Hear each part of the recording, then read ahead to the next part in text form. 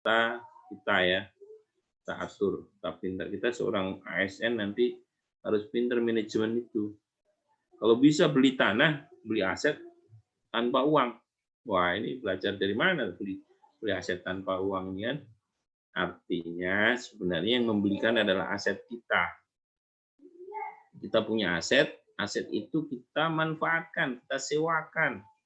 Nah, uang sewanya itu kita buat beli aset lain. Jadi yang beli sebenarnya asetnya, bukan kita, ya.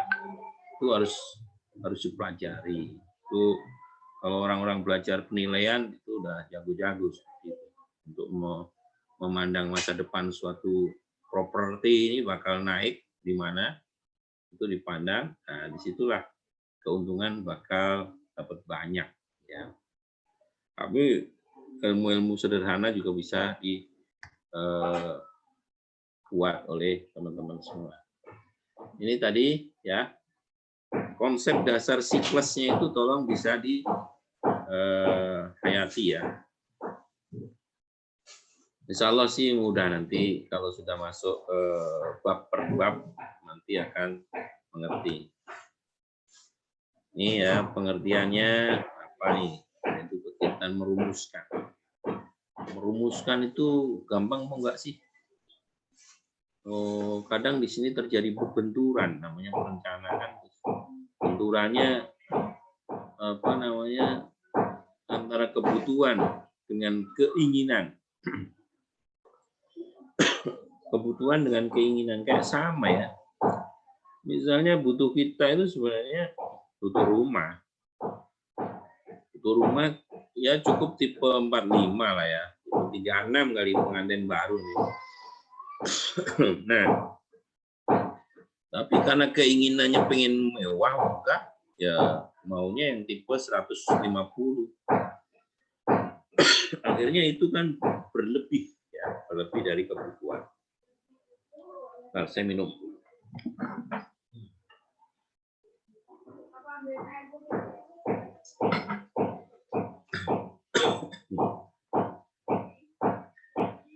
Nah, berikutnya pengadaan.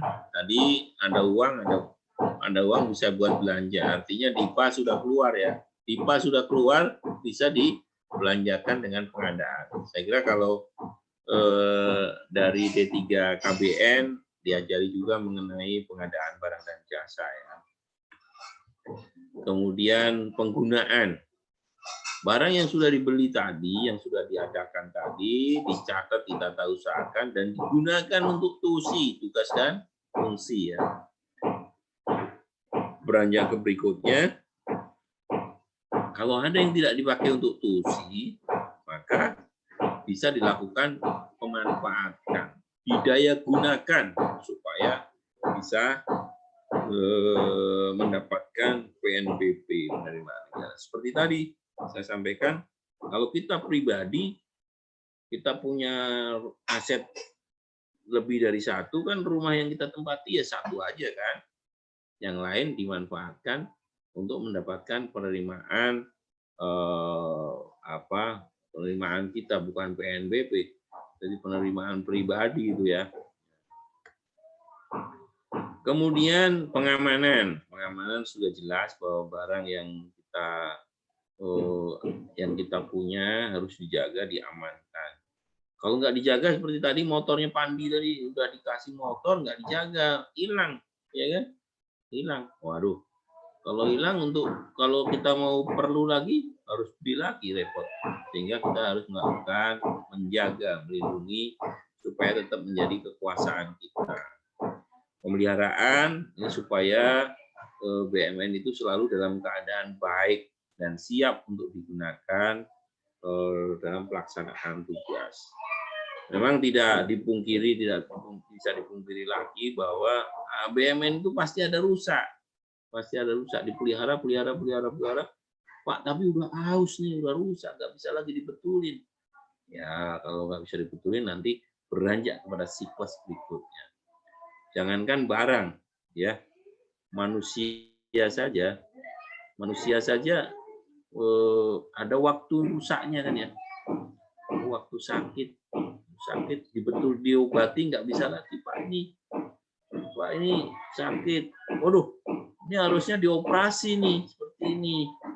Oh, tapi karena usia udah tua, Pak, kalau dioperasi nanti nggak kuat, mau dikasih apa namanya,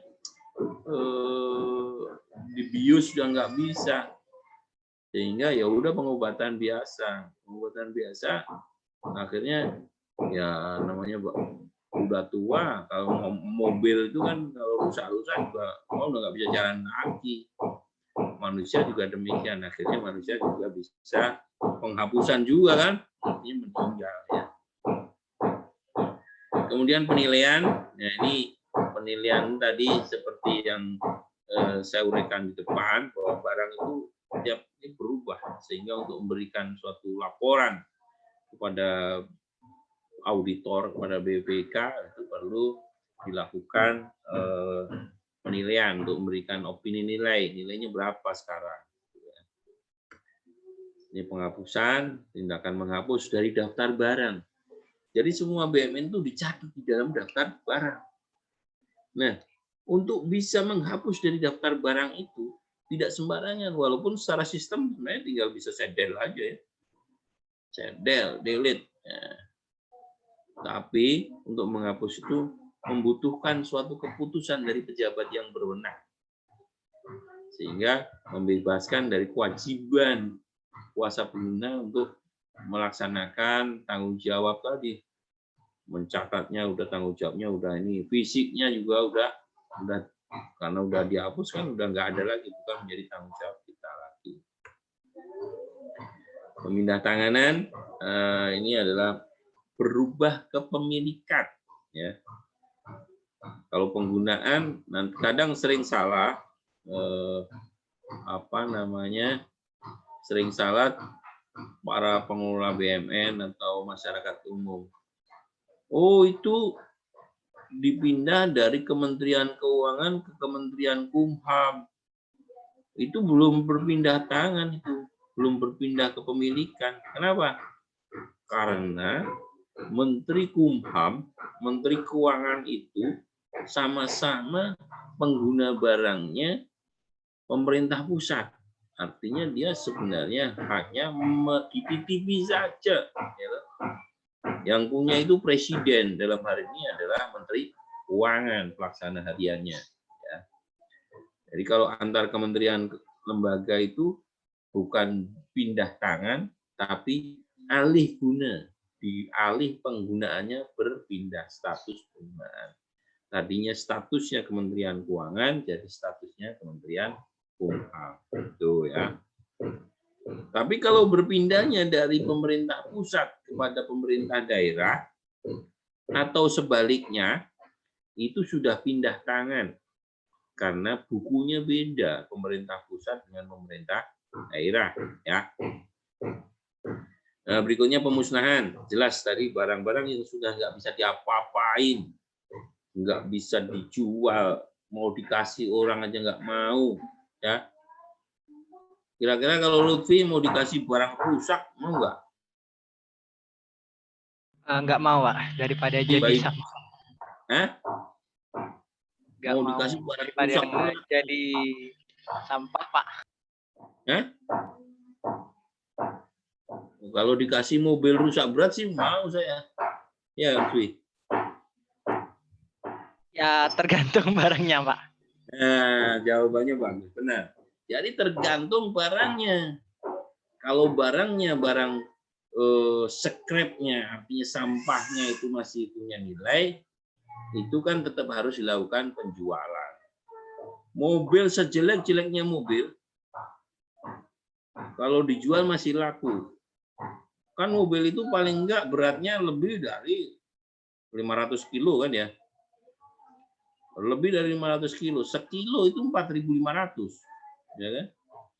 Nah, kalau sekilo 4.500, kalau 500 kilo sudah dapatlah itu minimal 2,5 juta lah ya. 2,4 juta laku dijual. Itu mobil rongsok. Tapi kalau Lutfi dikasih barang berupa meja rusak, meja sekarang yang dari partikel itu dikasih, Lutfi pasti nggak mau. buat apa ini? Ini mah sampah bener nih. Nah, itu akhirnya dilakukanlah pemusnahan, kan? Dibakar atau dibakar apa ditimbun atau kalau ini dibuang ke mana tempat sampah ya. Tapi sekarang buang tempat sampah juga tidak sembarangan. Ya.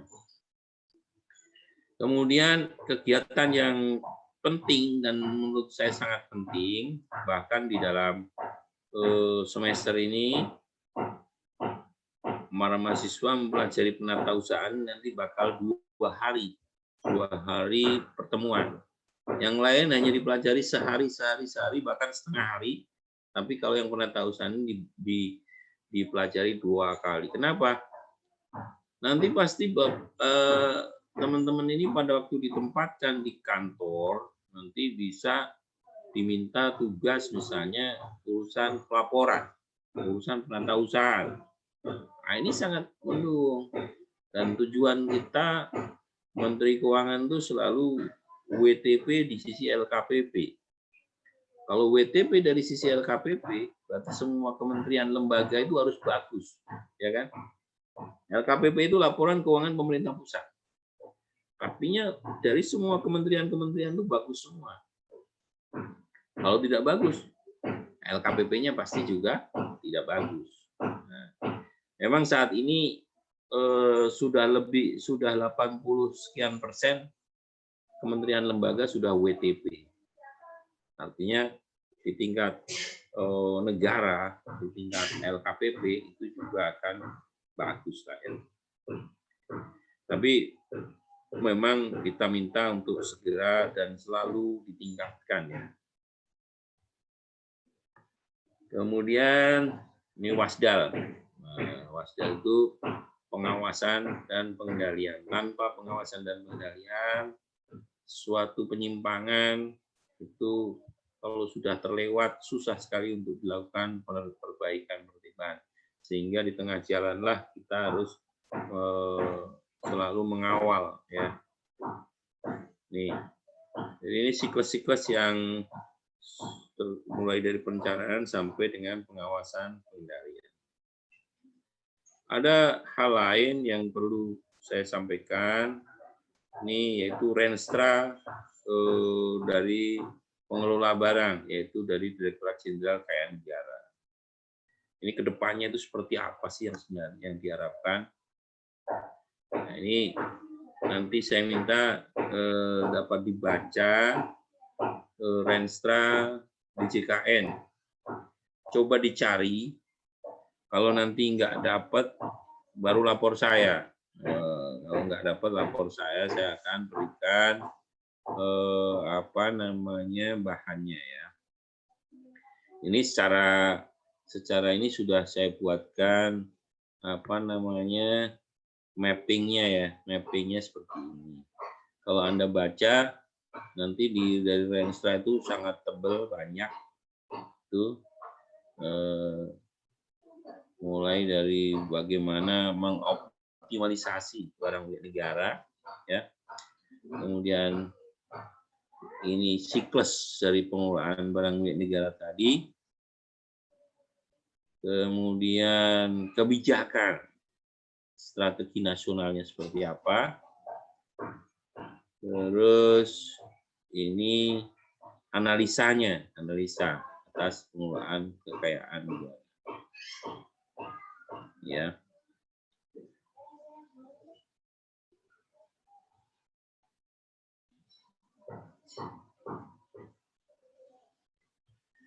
Nah, masih berapa menit nih? Masih 40 menit. 30 menit ya, 40 ya. Saya akan memberikan tugas. Ini kalau dari slide yang satu ini memang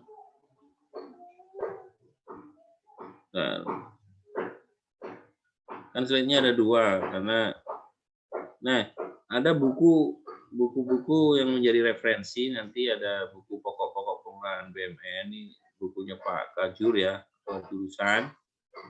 Saya juga membuat ini siklus pengelolaan BUMN. Ada di situ mulai dari perencanaan sampai dengan hampir sama apa yang ditulis Pak Tanda, setia dengan yang saya tulis ya. Terkait dengan tugas, saya minta nanti ada yang Anda membaca, mendengarkan YouTube-nya Bu Sri Mulyani ya.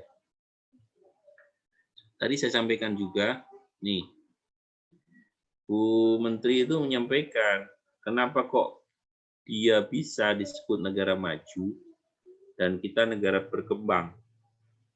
Kalau saya perhatiin, sistemnya adalah mereka tuh asetnya kerja keras. Tapi orangnya kerja biasa-biasa aja. Kalau Republik kita, orangnya kerja keras banget. Bahkan jarang tidur, tapi asetnya tidur-tidur aja. Ya, itulah bedanya ya. Nah, nanti ini tolong di YouTube-nya diputar. Kemudian menonton ya, ada tugas menonton. Kemudian tulis singkat maksimal 1 halaman. Apa urgensi mempelajari pengelolaan BUMN bagi saya? Saya itu artinya ya Raffi, Lutfi, Karlina, atau itu semua menurut pribadi Anda masing-masing tugasnya ya. Mudah kan? 1 halaman ya, 1 halaman. Kalau tugasnya bagusnya tulis tangan atau diketik? Ketik, Pak. Ketik ya. Ketik, boleh diketik, tapi jangan ngopi dari temennya ya. Karena saya tahu kan nanti Anda kirim lewat Google Classroom. Begitu lewat Google Classroom itu kan kalau yang ngopi itu gampang sekali dilihat ya. Gampang sekali saya ketahuan. Oh, namanya kita biasa memeriksa skripsi. Skripsi saja itu bisa ketahuan kalau mana duplikat ya. Apalagi tugas yang ini kan tugasnya cuma kecil nih. Mudah sekali untuk mendeteksi nulis. Memang kalau mau tidak di-copy itu tulisan tangan. Tapi pengalaman UTS, pengalaman UAS, Masya Allah, tulisan tangannya kok ada yang bagus banget. Sampai saya nggak bisa baca. Aduh, ini gimana caranya nih kan? Ya walaupun tulisan saya juga nggak bagus-bagus, tapi kalau dibaca itu bisa gitu loh. Ya, ini tulisan bagus sampai dibaca tidak bisa. Jadi tugasnya nanti setiap pertemuan tuh gini-gini aja, nggak susah. Cuman Anda jadi tahu apa sih, kenapa saya harus belajar ini. Itu lebih mudah bagi saudara ya. Oke, ada yang ditanyakan?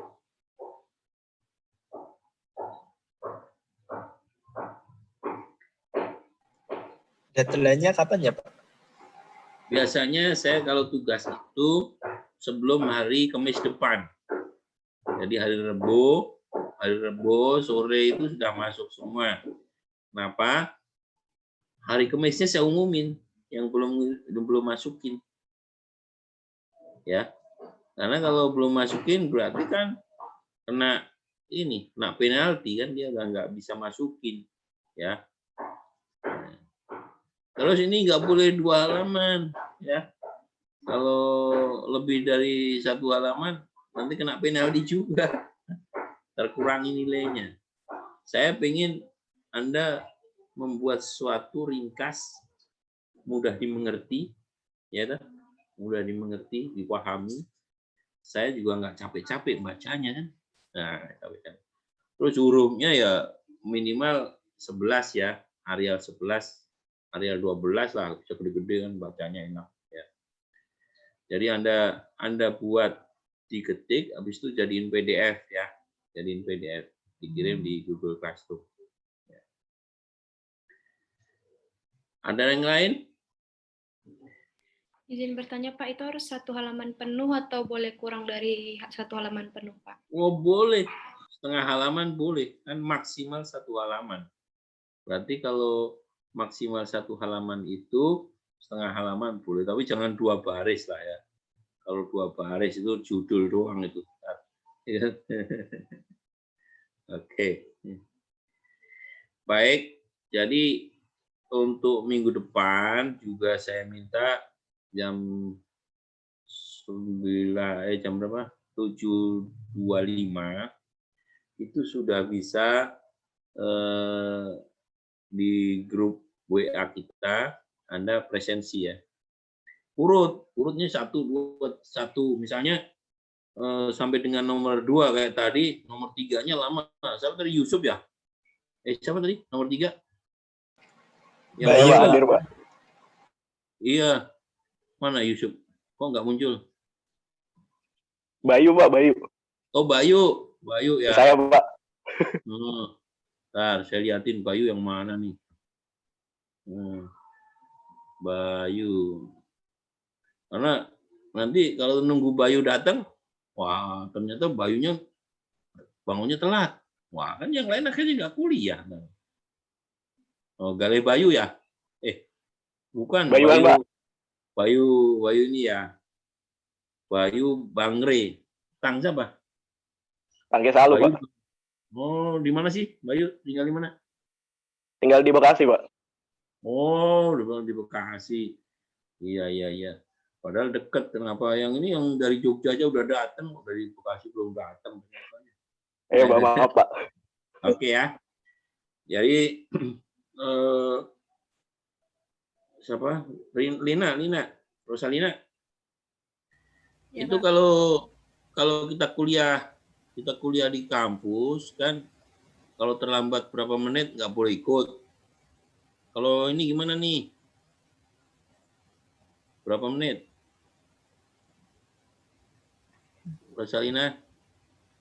Ketua kelasnya siapa? Bayuan. Oh, Bayuan. Saya, Pak. Bayu, Pak. Oh, ketuanya malah datang telat. Wah, mau gimana nih? Jadi terlambat berapa menit yang nggak bisa dianggap tidak hadir? Mungkin 5 kali, Pak. Berani lu? Ya udah 10, Pak. Siapa yang nggak sependapat dengan 10 menit?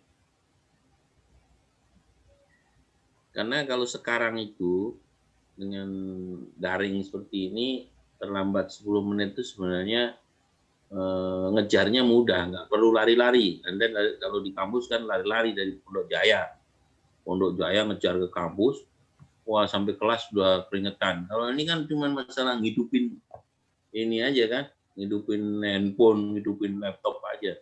Klik, masalahnya kan kliknya aja kan. Nah, 10 menit saya kira wajar ya. Ya, Pak. Ya, Bayu? Ya, Pak, siap, Pak. Oke ya. Jadi kita sepakati berarti 7.40 terakhir Anda masuk ke dalam perkuliahan. Kalau lewat dari itu, ya dianggap tidak masuk kan nanti. Selama semester kemarin sih 2 kelas saya nggak ada yang telat. Jadi kalau saya bilang absen sekarang mulai urut 1, 2 sampai dengan 31. 31 itu cepat sekali. Bisa lah itu ya. Terkait dengan materi, kalau nanti ada yang ditanya, kalau sekarang belum ada, nanti bisa ditanya lewat grup WA, saya tunggu sampai dengan jam 10. Sampai dengan jam 10, itu juga sebagai aktivitas yang kita laporkan ke portal. Ya.